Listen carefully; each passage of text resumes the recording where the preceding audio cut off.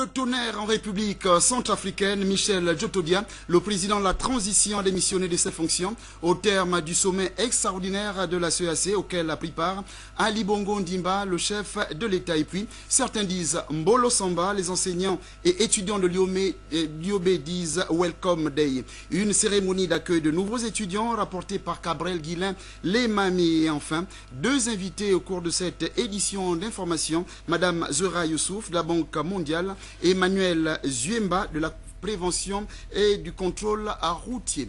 Mesdames, messieurs, bonsoir. À 20h, d'autres chaînes présentent leur journal. Merci d'avoir choisi Gabon Télévision pour vous informer. Nous vous l'annoncions en titre, Michel Djotodia, le chef de l'État de la transition centrafricaine, a démissionné de ses fonctions ce vendredi au terme de la 6e session extraordinaire des chefs d'État et de gouvernement de la CEAC.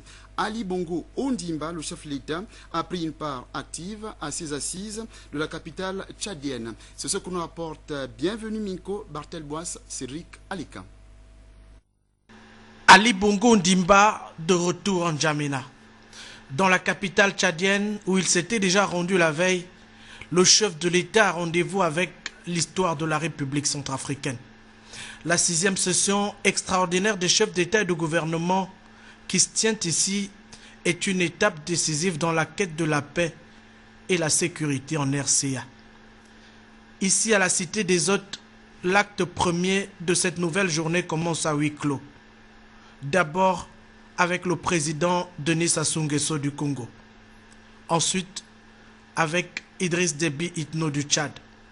Avant l'arrivée de Michel Djotodia, le chef de l'État de la transition en Centrafrique, pour un entretien plein de franchise et de sincérité.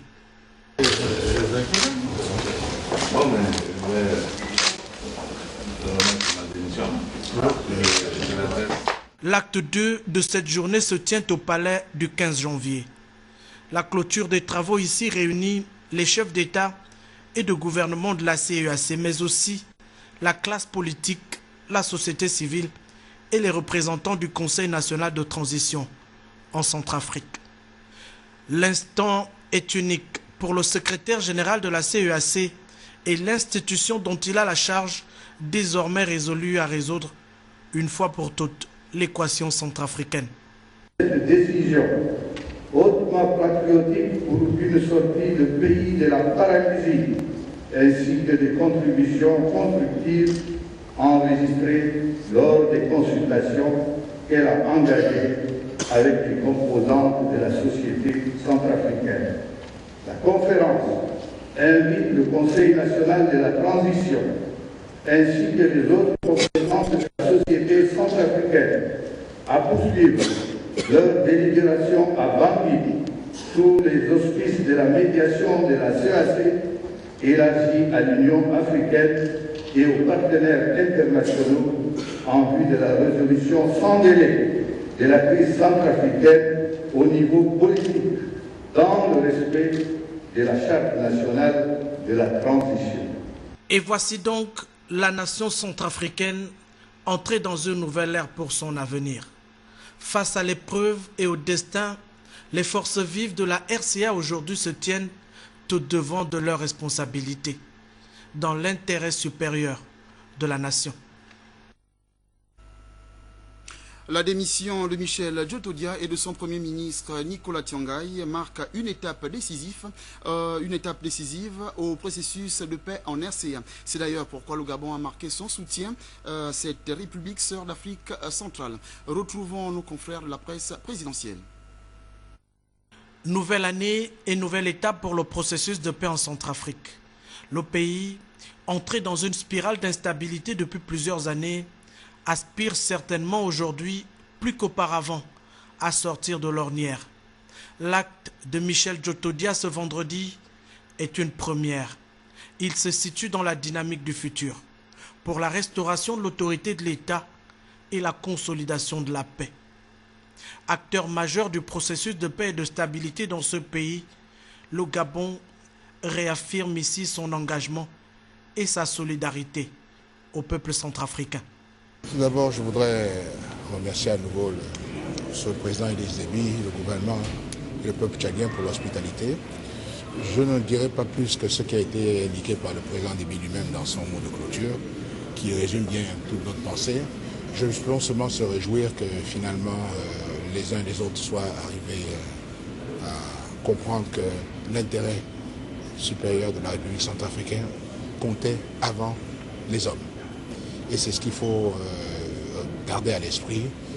L'esprit des accords de Libreville demeure, continue, et nous espérons que d'ici peu, nous arriverons à retrouver un pays qui soit calme et pacifié. La Centrafrique d'abord, les hommes après. Arrivé à la tête du pays le 24 mars 2013, après le renversement du président François Bozizé, Michel Djotodia amorce aujourd'hui une phase décisive de sa carrière politique. Les dirigeants de la CEAC prennent donc acte de la démission des deux personnages clés du Conseil national de transition et en appellent à la tenue d'une conférence de réconciliation nationale. Au terme des travaux de cette 6e session extraordinaire, le chef de l'État a regagné Libreville, la capitale gabonaise. Le président de la République étant rentré au Gabon, la direction générale du protocole d'État informe qu'en raison de l'agenda présidentiel et cérémonie de présentation des vœux à son Excellence, Monsieur le Président de la République, chef de l'État, et à Madame la Première Dame, initialement prévues pour le vendredi 10 janvier, sont finalement reportés au samedi 11 janvier 2014 à 10 h dans la salle d'apparat au 2e étage du palais présidentiel pour l'administration présidentielle et à 11h30 dans la salle de presse pour la presse écrite et audiovisuelle. C'est un communiqué signé du directeur général du protocole d'État, le général d'armée Alioune Ibaba. Je vous le disais, nous avons l'honneur de recevoir Madame Zouera Youssoufa, le représentant résident de la Banque mondiale. Madame, bonsoir. Bonsoir, monsieur Mboubou. Voilà. Vous allez bien quand même? Très bien, merci. D'accord. Vous venez nous annoncer l'arrivée à Libreville du vice-président de la Banque mondiale en charge de la région Afrique. En quoi c'était l'événement? Cette visite de M. Makhtar Diop, vice-président de la Banque mondiale pour l'Afrique, représente la concrétisation de cette amélioration de nos relations entre la Banque mondiale et la République gabonaise. En effet, ça fait plus de 12 ans qu'on n'a pas reçu une visite d'un tel niveau. Ouais, effectivement, la dernière fois c'était en 2002. Exactement, exactement, avec M. Callisto Mavado. Et entre-temps, ce qu'on a fait, depuis que je suis là, depuis 2 ans et demi, c'est vraiment de renforcer les liens entre la République gabonaise et la Banque mondiale. Dans quel domaine précisément la Banque mondiale intervient? Donc là, on a fait un nouveau cadre de partenariat stratégique de 2012 à 2016 qui couvre des investissements structurants tels que la fibre optique, l'éducation, le développement du secteur privé et l'objectif de formation professionnelle. Donc on est dans l'exécution de ce travail-là maintenant et la présence de M. Diop nous permet de renforcer ces liens entre le Gabon et la Banque mondiale. Justement, après des fortunes diverses des politiques dictées par la Banque mondiale, on a remarqué que le Gabon s'est engagé dans une politique nationale, notamment le plan stratégique du Gabon émergent. Quel est justement le regard de la Banque mondiale par rapport à ce PSGE? Donc la Banque mondiale, le cadre d'intervention que je vous disais, le partenariat stratégique entre la Banque mondiale et le Gabon, s'appuie sur la perspective de développement du pays lui-même. Donc l'intervention de la Banque mondiale s'inscrit dans l'optique de soutenir le programme national de développement. Au Gabon, il s'agit du programme du PSGE. Et donc nos interventions vont dans l'optique de soutenir ce programme. Mais justement, Madame Youssoufa, mais comment alors expliquer à quoi est dû le paradoxe entre la croissance qui est sans cesse grandissante au niveau du Gabon et le taux de pauvreté qui est tout aussi élevé? Donc en fait, ce qui nous interpelle au niveau de la Banque mondiale, c'est effectivement le décalage entre les revenus du Gabon, donc le pays étant classé comme pays à revenus intermédiaires tranche supérieure, et le niveau où le pays se situe en termes de développement humain. Donc notre intervention vise à rapprocher ce gap, ce gap. C'est vraiment un gap. C'est un gap, effectivement. Et l'idée, c'est de voir comment est-ce que la Banque mondiale peut faire des investissements qui vont dans le sens de l'amélioration de ces indices de développement humain, comment investir dans le social et en même temps comment se focaliser sur la pauvreté absolue. Alors, peut-on avoir un programme vraiment bref de ce séjour du vice-président? Voilà, donc M. Mactar Diop arrive dimanche soir. Lundi, pendant la journée, on a des rendez-vous avec les autres autorités gabonaises. Donc, on va rencontrer différents acteurs de l'administration gabonaise. Et mardi matin, ici dans les locaux de la RTG, à 11h, M. Diop animera une table ronde, justement, dont le thème est opportunités, défis et perspectives de développement pour les pays à revenus intermédiaires en Afrique, dont le Gabon fait justement partie. Et à cette table ronde seront conviés les académiques, les représentants de l'administration, le secteur privé, la société civile, etc. L'idée étant d'avoir un échange entre la vision de la Banque mondiale pour le Gabon et les pays similaires et recueillir, si vous voulez, un nombre d'autres avis pour qu'on puisse vraiment avancer la discussion sur cet agenda de pays intermédiaires, pays à revenus intermédiaires en Afrique. Merci Madame Zouera Youssouf, merci d'avoir répondu à notre appel, à notre invitation. Vous restez avec nous puisque nous allons rester dans l'économie pour lire qu'une réunion du comité de direction a eu lieu ce matin à l'hôtel de douane de Lomé à Libreville. C'était donc l'hôtel de douane, le projet de mise en place du guichet unique a figuré en bonne place dans cette réunion. Suivons le reportage de nos confrères de TV2.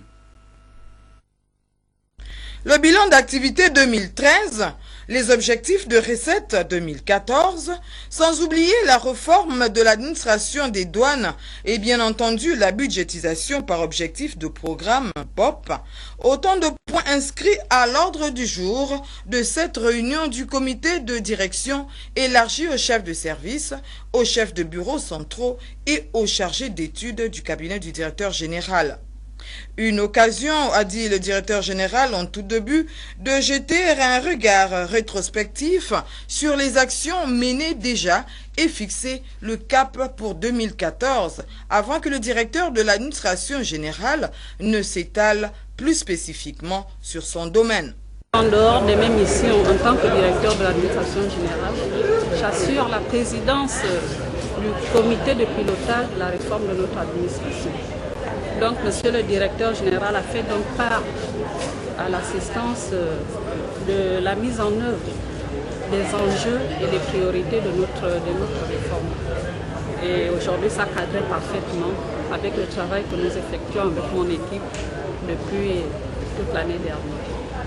Le représentant du bureau régional de liaison de renseignement Afrique de l'Ouest a partagé également son expérience avec ses collègues. C'était l'occasion pour que les collègues sachent également que les nouvelles voies qu'a empruntées la Direction générale des douanes dans le sens de sa modernisation exigent qu'on mette en place des postes d'attachés douaniers et que ces attachés douaniers travaillent en collaboration avec les équipes qui restent sur le territoire national pour lutter efficacement contre la fraude.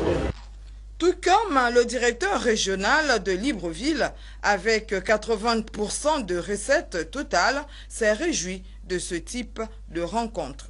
Le monde bouge autour de nous, il faut que nous aussi on bouge. Nous sommes un peu comme la locomotive. Si nos recettes baissent, si notre productivité fiscale baisse, c'est toute la région, toute la République gabonaise qui a des soucis à se faire à ce niveau. C'est le cœur net et les idées fixes que les douaniers se sont quittés après avoir épluché un ordre du jour qui s'est étalé sur toute cette journée du jeudi 9 janvier 2014. L'occasion était belle pour le directeur général des douanes gabonaises de faire un bilan d'étape au sein de cette structure administrative. Retrouvons Olga Conforta Okinkali, Franck Mexan Mangolum Volum de TV2. La réunion du comité de direction, voilà bien un exercice que devrait adopter tout entrepreneur, car elle dévoile la dite entreprise, renforce les liens de cohésion entre ses agents et permet une nette visibilité et une meilleure lecture concernant son fonctionnement. Cette vision, Michel Ondinga Ngwengwe, le directeur général, a décidé de se l'approprier. Je voudrais vous souhaiter la bienvenue à cette première réunion du comité de gestion de gestion des douanes de l'année 2014, élargie aux chefs de service, aux chefs de bureaux centraux et aux chargés d'études du cabinet du directeur général. Je voudrais donc profiter de cette occasion pour vous souhaiter, ainsi qu'à vos familles, mes vœux de santé, de réussite, de bonheur et de paix pour cette nouvelle année 2014. Cette séance de travail est l'occasion pour nous de jeter un regard rétrospectif sur les actions menées par notre gestion en 2013 et de fixer le cap pour l'année 2014 afin d'améliorer le fonctionnement et les performances des douanes gabonaises. À la Direction générale des douanes et des droits indirects, une fin d'année comme celle qui vient de s'achever mérite bien des encouragements, surtout lorsque les résultats sont probants et l'avenir prometteur. Un communiqué pour la suite de cette édition d'information, conformément à l'arrêté du 6 janvier 2014 portant convocation des conseils des collectivités locales pour l'élection des membres des bureaux, le préfet du département du Komo SOC convie tous les conseils municipaux et départementaux élus de sa circonscription à la session spéciale le dimanche 12 janvier 2014 à la préfecture de Nzomoué, 6 à côté de l'ancien cinéma d'Akébé, selon les heures suivantes. 9h30, tous les conseillers municipaux, 11h30, tous les conseillers départementaux. C'est un communiqué signé du préfet Hilaire Maranga. Une trentaine d'experts du ministère des Eaux et Forêts, mais aussi des enseignants, chercheurs s'est retrouvés ce matin dans le cadre d'une réunion technique. Cette rencontre, organisée en prélude au conseil d'administration de l'ENEF, vise la validation des textes en rapport avec les réformes institutionnelles et pédagogiques. Étaient présents pour le compte de Gabon Télévision, Yvette Okosa et Ludwine Kavou. Avec près de 60 ans d'existence, l'École nationale des eaux et forêts ENEF se veut être un opérateur important pour la mise en forme définitive du pilier Gabon vert. Et pour s'arrimer à cette donne, l'institution s'est engagée dans de nombreuses réformes, tant sur le plan institutionnel que pédagogique. Au niveau de la réforme, on peut retenir deux choses. La première des choses, c'est de pouvoir mettre en adéquation les offres de formation et les compétences à produire.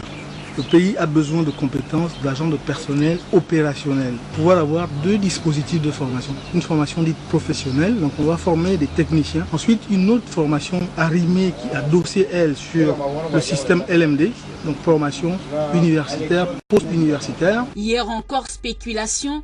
Aujourd'hui, l'ambition de faire du Gabon le leader mondial de bois certifié prend forme depuis l'interdiction par l'État des exportations de bois.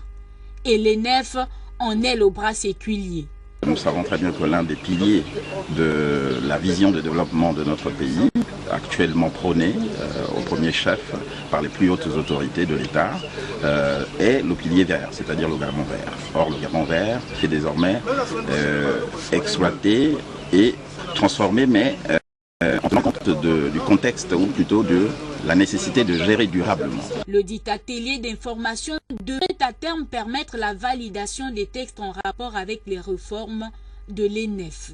C'est un atelier très important parce qu'il est préparatoire au conseil d'administration qui sait que les différents partenaires qui assisteront à ce conseil d'administration puissent d'abord se retrouver pour prendre connaissance des informations ayant trait à la réforme. Débutées en 2008, les réformes de l'ENEF doivent être prises en compte pour qu'en définitive, l'établissement s'arrime aux défis de l'heure concernant les domaines environnementaux au Gabon.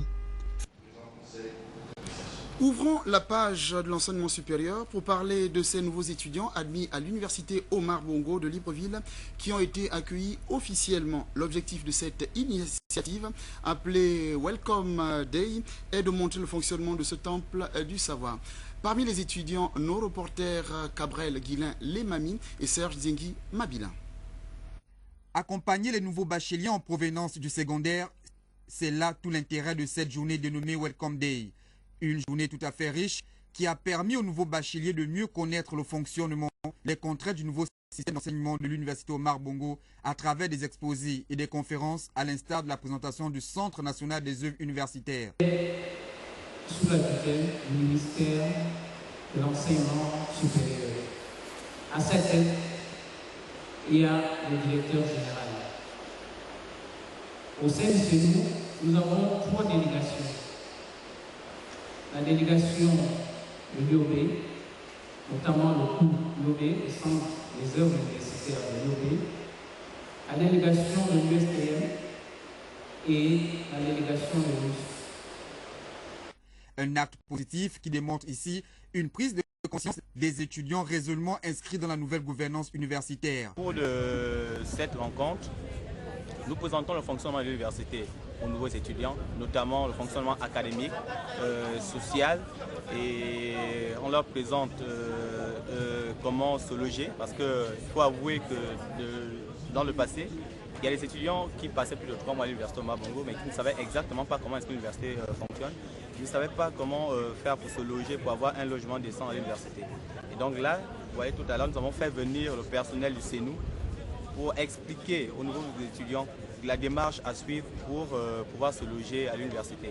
Aussi, nous savons que le bizutage est un concept qui est d'actualité dans nos universités et qui amène pas mal d'étudiants à abandonner. Donc, on leur explique le concept de bizutage à travers la journée du Welcome Day. La visite des stands a permis aux nouveaux bacheliers d'échanger avec les anciens de ce temple du savoir. Désormais, ils devront partager leur expérience et leurs connaissances pédagogiques afin que de cette nouvelle graine, il en sort des cadres bien formés pour notre pays. Nous étions à l'IOB, restons-y pour parler de ce vibrant hommage qui a été rendu par la communauté estudiantine universitaire au docteur Aloïse Eyan, enseignant-chercheur au département d'anglais de l'université Omar Bongo. Enseignants et étudiants étaient là pour les étudiants et ses enseignants et nos reporters Téclair Mekui Movono et Jean-Pierre Moussoami. Décédé le 29 décembre 2013 dernier, c'est pour la dernière fois que le docteur Aloïse Eyan a franchi le portail de l'université Omar Bongo qu'il avait recruté il y a 17 ans comme enseignant de littérature américaine. Au son d'une chanson qu'il affectionnait et dont il avait fait la sonnerie de son téléphone portable, la dépouille du docteur Aloïse Eyan, portée par quelques dévoués collègues, a été conduite au parvis du rectorat de l'université Omar Bongo, où un dernier hommage lui a été rendu par ses pairs enseignants. Il décroche son baccalauréat en 1904. En octobre de la même année, il s'inscrit à l'université Omar Bongo, précisément au département d'anglais, où 3 ans après, en 1983, il obtient sa licence S-lettres en anglais. En 1984, il obtient sa maîtrise S-lettres en anglais au sein de la même institution. En octobre 1984, il s'envole pour la France où une inscription lui est accordée à l'université Paul Valéry de Montpellier 3. En 1985, il obtient son diplôme d'études approfondies en études anglo-américaines.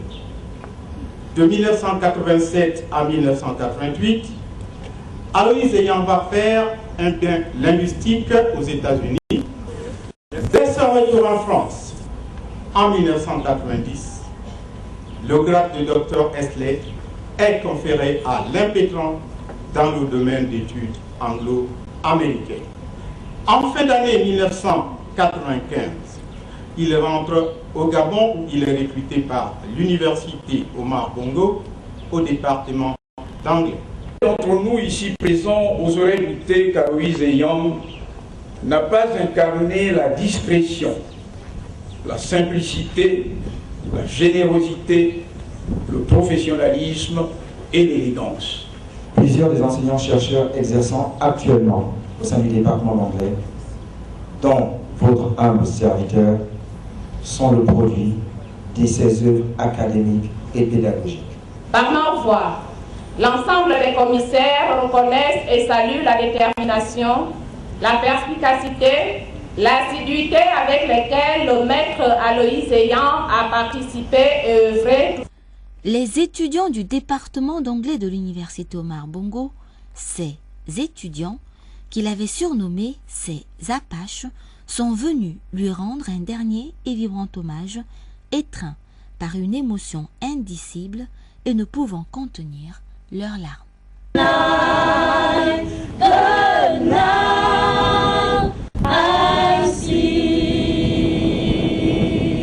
Dr. Eyan Aloïs, we don't tell you goodbye, for you will stay forever in our minds. A suivi la procession et le dépôt de gerbes de fleurs devant la dépouille du docteur Aloïs Eyan par diverses délégations, dont celle du secrétariat général de la présidence de la République. Né le 7 septembre 1960 à Mindik, le docteur Aloïs Eyan laisse une fille de 23 ans. Il était par ailleurs maître assistant CAMES depuis 2003. Rien à voir avec ce qui précède, le syndicat national des greffiers Sinagref a tenu une conférence de presse dans l'enceinte du palais de justice de Libreville. La situation du greffier gabonais était au centre de cette conférence de presse, retrouvant Teclair Mekwi Movono et Jean-Pierre Moussouami. Le syndicat national des greffiers Sinagref est monté au créneau pour dénoncer de nombreux dysfonctionnements manquements observés au sein du greffe gabonais, une juridiction du système judiciaire gabonais. Les mots qui sont décriés aujourd'hui, que connaît le ministère de la Justice et les juridictions en général, ces mots prennent source sur le mauvais fonctionnement de notre administration. Il est temps, puisque nous parlons tant de l'émergence, que l'émergence touche l'administration judiciaire et les greffiers aujourd'hui. Pour ces jeunes greffiers qui sont affectés à Libreville, ils ont décidé de prendre leur avenir en main en s'inscrivant dans les universités publiques et privées de la place. Et ces derniers ont, pour certains, obtenu des licences, masters. Et leur seul souci aujourd'hui, c'est de partir des greffes pour se vendre mieux dans d'autres administrations.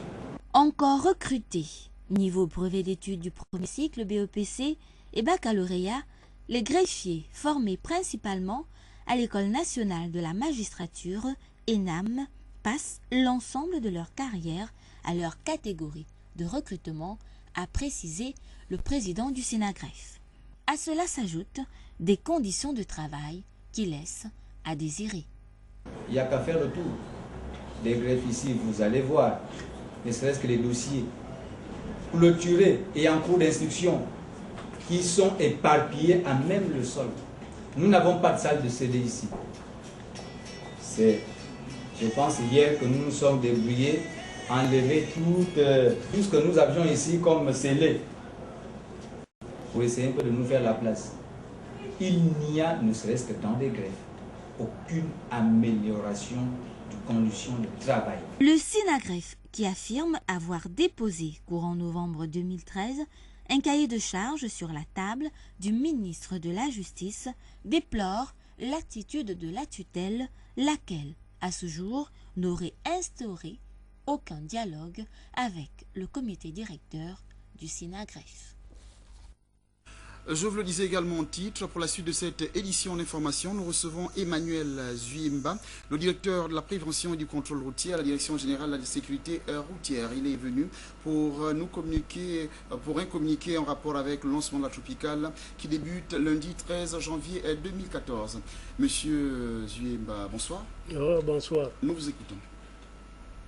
C'est un communiqué de presse dans le cadre de la prévention routière. Suite à la 9e édition de la tropicale Amisha du 13 au 19 janvier 2014, le ministre délégué auprès du ministre de la Promotion des investissements chargé des transports informe les usagers de la route que les axes routiers ci-après seront fermés provisoirement à la circulation pendant le déroulement de cette grande compétition internationale de cyclisme selon le calendrier suivant. Axe routier Bitam et Bolova. Lundi 13 janvier 2014, de 9h à 14h. Deuxième étape, Agua Oyem, mardi 14 janvier 2014, de 8h30 à 13h.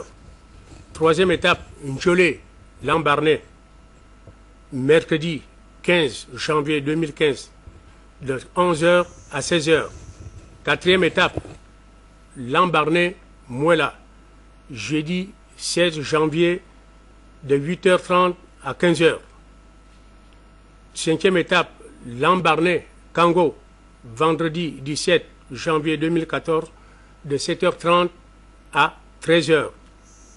Port-Gentil, sixième étape, rien qu'au niveau de la commune de Port-Gentil, samedi 18 janvier, de 9h à 14h. Et la dernière étape, qui constitue la septième, au Vendo Libreville, donc dimanche 19 janvier 2014, de 11h à 16h. À cet effet, la route étant un outil de développement et la nécessité d'ouvrir aux usagers les meilleures conditions de sécurité, il est pour la Direction générale de la sécurité routière un devoir d'attirer l'attention des usagers de la route des provinces du Wellington, du Moyen-Ogooué, de Langounier, de l'Essuyer et de la commune de Port-Gentil sur la nécessité d'une prise de conscience collective et individuelle s'agissant des dangers que représente un tel événement en termes de risque de la sécurité routière. Pour cela, en circulation sur ces itinéraires, doivent adopter leur vitesse par rapport à la circonstance et adopter un comportement préventif contre les risques d'accident et de la sécurité routière. Quant aux piétons, la Direction générale de la sécurité routière en appelle à leur bon sens pour respecter scrupuleusement les règles de sécurité routière, à savoir ne pas s'engager imprudemment sur la chaussée, ne pas laisser traîner les enfants sur la route, même pour ceux qui ont l'habitude de circuler correctement. Chaque parent doit craindre qu'à un moment donné, une curiosité peut être attirée par le mouvement des cyclistes et oublier le danger de l'existence du danger. La Direction générale de la sécurité routière vous invite à plus de prudence. Je vous remercie. Merci, c'est nous qui vous remercions, M. Emmanuel Zuyemba, qui est justement venu nous faire un communiqué en rapport avec le lancement de la tropicale qui débute lundi 13 janvier 2014. Cheb Moledine Adjan, l'imam d'une congrégation de la communauté musulmane en provenance nigérienne, est arrivé hier dans notre pays. C'est un séjour qui rentre dans le cadre de sa tournée africaine. Retrouvons Paulin Siaki et Pierre Claver est là.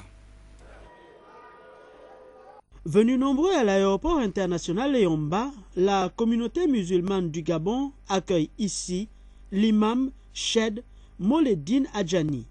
Ce dernier visite pour la première fois notre pays.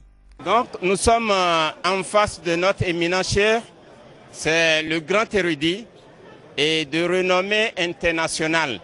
Il va partout dans le monde, il est venu nous visiter en tant que musulman pour venir visiter tous ses frères, pour leur montrer l'entité même de l'islam, leur parler du Saint-Coran, du hadith du prophète Mohammed sallallahu alayhi wa sallam, et les inviter à l'islam. Et pour la première fois aussi, il entend parler du Gabon et visiter le Gabon et tous les Gabonais et bénir ce pays. Il va faire une prêche à Nombakele. Dimanche, au gymnase Olumi, il va faire la grande cérémonie qui va regrouper tout le monde. La visite de Ched Moledine Adjani rentre dans la logique de la tournée qu'il a débutée il y a quelques mois déjà dans certains pays du continent en vue d'échanger sur les questions d'intérêt commun.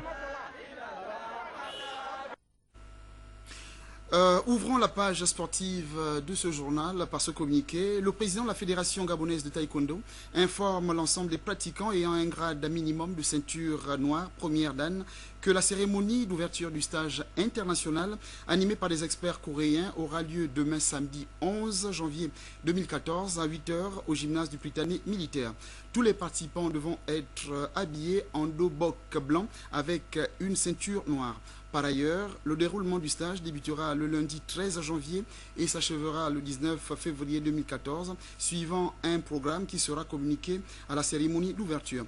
Pour tout renseignement, contactez Maître Olomo Idzan au 06 25 119 83, Maître Ebele Ntem au 06 05 64 37, Maître Oye Adzabe au 07 24 13 07. Séance d'entraînement des Panthères B au stade Peter Mokaba avant le début du Chan 2014. Vous le savez, c'est en Afrique du Sud. Serge Lambert Niquez et Lucien Barreau-Manqué plantent le décor. Peter Mokaba Stadium qui va abriter les rencontres du groupe D dans cette 3e édition du championnat d'Afrique des Nations. Pour l'heure, les Panthères, sous la houlette de Stéphane Bougenza, poursuivent leur préparation.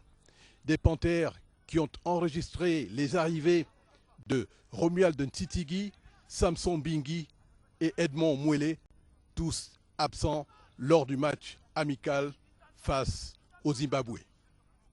Polo Kwane, Lucien Barreau-Manquet, Serge Ranozino, Gabon Télévision. Point final à cette principale édition d'information. Merci de votre attention. Bonsoir.